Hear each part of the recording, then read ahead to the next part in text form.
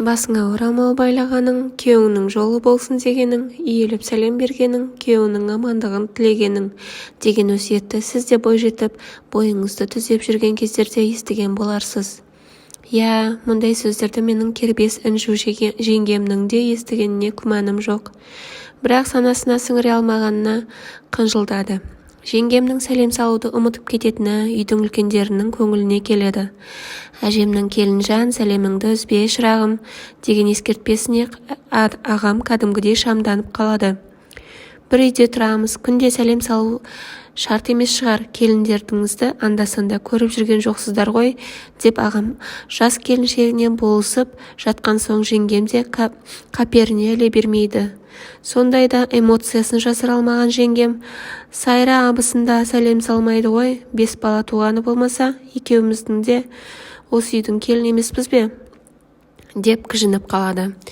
Абзалдың үйленетінін естігенде 80-дегі әжемнің қуанғанын көрсеңіз, ал екі бірдей ағасы тік тұрып қызмет етті, ал сайра жеңгемнің қызметін сөзбен айту жеткізу мүмкін емес. Кенже бауырларын қара шаңыраққа ие етіп, хан сарайындай зәулім үй салып берді. Шыны керек, ерке келін дайынға келді. Жаңа үй, жаңа жиһаз, көздің жауын алатын ас бөлмесі. Тек қана дәмі тіл үйірер тағамдарын дайындап, үйдің үлкендерінің көңіліне шығып, батасын алып отырса болғаны. Тіпті үйдің коммуналдық төлемдері бір ағамның мойнында болса, екінші ағам азық-түлікпен қамтамасыз етеді. Әжем мен анамның қалтасына салмақ салмайды, ал жас жұбайлар мұның байыбына барып жатқаны шамалы.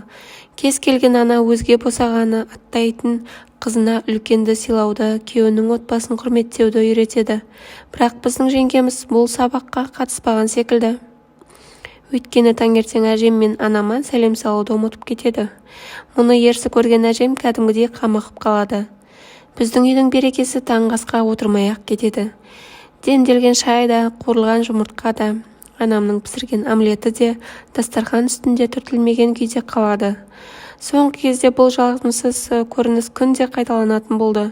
Ағам мен жеңгемнің де арасында салқындық пайда бола бастады. Қарап отырсам бір шаңырақ шайқалғалы отыр. Сосын әжем мен анама: сәлем салу балаларыңыздың бақытынан қымбат па? Оның сәлемін күтпей-ақ қойыңыздаршы. Басқа келіндеріңіз сәлем салып, ілтипатын көрсетіп жүр ғой. Екі келін сәлем салып, екеуі салмаса, дүние өзгере қоймас. Үлкен келіндеріңізді сәлем салудан босатқан жоқсыздар ма дедім.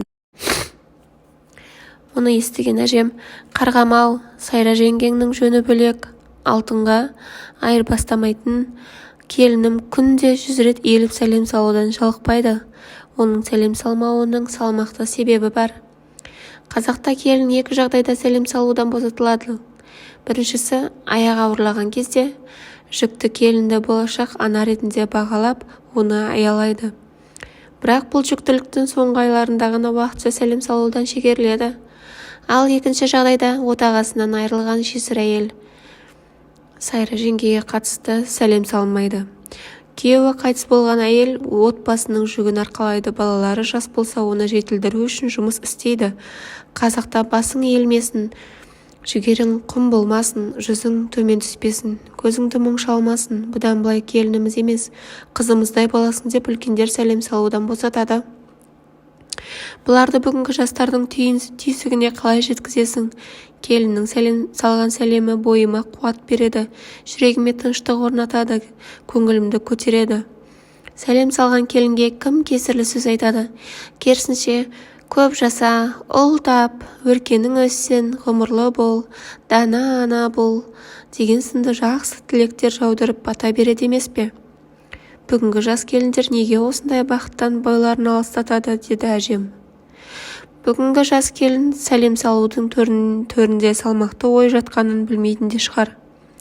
Осы мақала оларға ой салып, қателіктерін түзейді деп үміттенеміз. Келін ретінде көпшіліктің алғысына бөленіп, батасын алудың өзі бір ғанибет. Сәлем салудан қиналмау керек. Керісінше, сәлем салуға асығу керек. Өйткені сіздің салған сәлеміңіз, отбасыңыздың амандығын тілегеніңіз, қорғаны болғаныңыз, келешекке бастаған кемел қадамыңыз екен.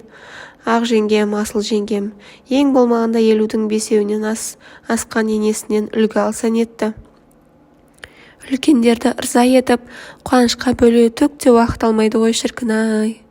Сонымен қатар қайтыс болған үйде келіндер сәлем салмайды. Енесі, абысындары, жезделері келінмен рулас болса, сәлем салмайды.